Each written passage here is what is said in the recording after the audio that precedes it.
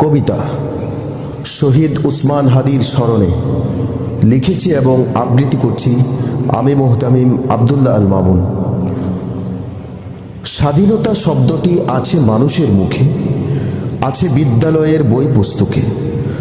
স্বাধীনতা শব্দটি আছে শিল্পীদের গানে, আছে মাতৃভূমির প্রতিটি প্রাণে প্রাণে।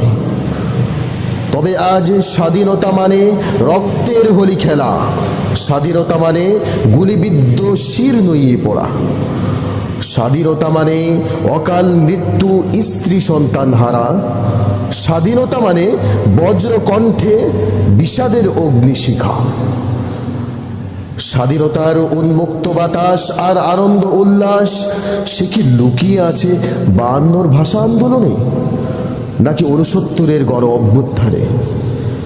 স্বাধীনতা কি মিশে গিয়েছে 71-এর 30 লক্ষ শহীদদের রক্তের সাথে? স্বাধীনতা কি ঢুকে আছে 26শে মার্চের শহীদ জিয়ার ভাষণে?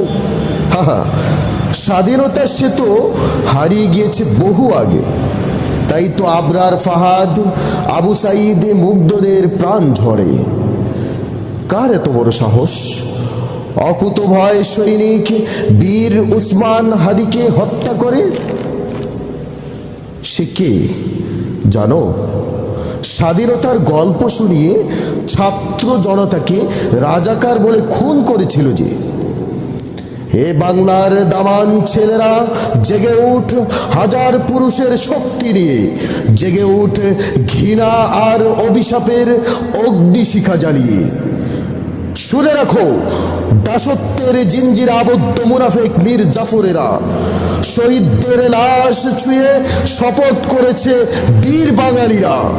লক্ষ হাদির বক্ষ ছিঁড়বে, নতুন হাদি জন্ম নেবে, তবু বাংলাদেশকে চির স্বাধীন করেই ছাড়বে ইনশাআল্লাহ।